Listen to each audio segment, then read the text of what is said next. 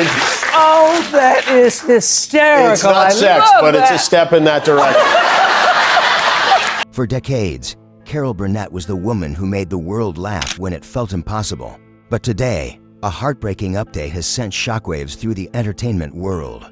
From her home in Los Angeles, the 91-year-old legend has shared a deeply personal truth, a revelation so heavy that fans everywhere are struggling to process it. This isn't about her career, her fame, or her legacy. This is something far more human and far more painful.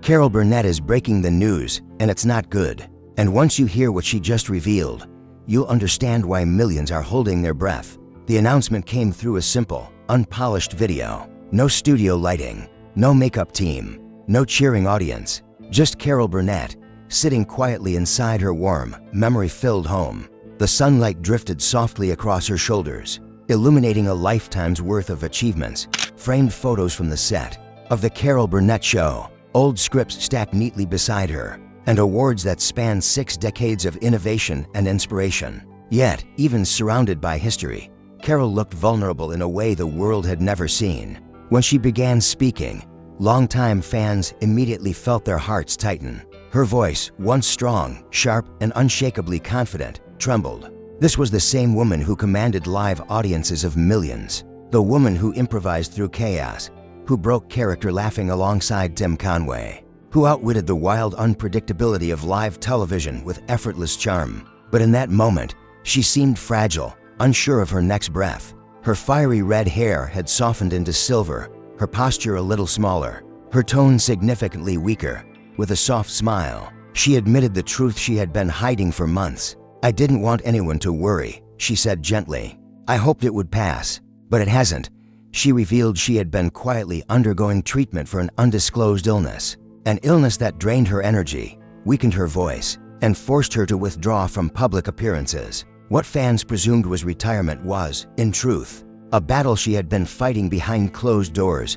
But despite her declining health, Carol Burnett confessed there was something she was racing against time to finish. She had been pouring her remaining strength into 3 final projects: an update to her memoir, a personal documentary, and a massive digital preservation effort to permanently secure the archives of The Carol Burnett Show. With tears in her eyes, she said, "I've had a beautiful life. I just want to make sure the laughter lives on, even when I can't." Those words struck millions like a bolt of emotion. Within minutes of her message being posted, tributes began to flood the internet. Fans, celebrities, comedians, and friends all came together to express love, gratitude, and heartbreak. Because for a woman who spent her life making others laugh, this confession felt like a final bow. Behind her calm composure lies a deeper, more complex struggle. According to those who know her best, Carol has been dealing with quiet exhaustion for much of the year. She attended several tribute events earlier in the year, even though she was already showing signs of shortness of breath and fatigue. Her team initially attributed it to age and overexertion, but medical tests revealed something more serious. Still, Carol refused to let the public see her suffering. She wanted to hold on to the joy she had always given others. She didn't want headlines. She didn't want sympathy. She wanted her fans to smile, not worry. Friends say she has been spending more time revisiting old journals and handwritten letters from her late daughter, Carrie Hamilton. Losing Carrie was the deepest heartbreak of her life. As she faces her own frailty, memories of her daughter have resurfaced. She told one friend, "I feel her with me when I watch our old musical episodes." Sometimes she reads Carrie's letters aloud, her voice softening with every memory. Yet even now, Carol Burnett continues to find humor in the smallest things, leaving her glasses in the refrigerator, forgetting where she placed her slippers, singing off-key while baking cookies for her husband. Her laughter, though quieter, still fills rooms like sunshine through a window. But beneath the jokes, those closest to her sense a subtle shift, a gentle preparation for what's coming next. Her home, tucked in the heart of Los Angeles, has become a warm sanctuary filled with reminders of a remarkable journey. On one shelf sits 6 Emmy Awards. On another, a faded script binder from 1969 with her handwritten notes still visible. Nearby rests a framed letter from Lucille Ball, one of her closest friends. The letter reads, "You made me proud." Every time Carol glances at it, she smiles. But her home is not a museum. It is alive with love, laughter, and the people she holds dear. Her husband, Brian Miller, has stepped back from his music career to care for her full-time. Her family members take turns staying with her, ensuring she is never alone. Visitors are limited not out of secrecy, but to protect her from fatigue. Still, she insists on greeting the mailman with a joke. Still, she hums show tunes as she moves through the house. Still, she writes thank you notes to fans, many of whom wrote to her decades ago. She kept every letter. If I could make someone forget their troubles for 5 minutes, she often said, then I did my job. Now those words carry heavier meaning. Months before her announcement, Carol Burnett took steps to preserve the comedic universe she created. She hired a full archival team to digitize every surviving reel from the Carol Burnett Show. Bloopers, behind-the-scenes footage, rehearsal clips, rare sketches, never-before-seen tapes. She even hosted a small private screening for close friends, showing clips of her and Harvey Korman improvising between takes. Attendees said it was both hilarious and heartbreaking, like watching history laugh right back at her.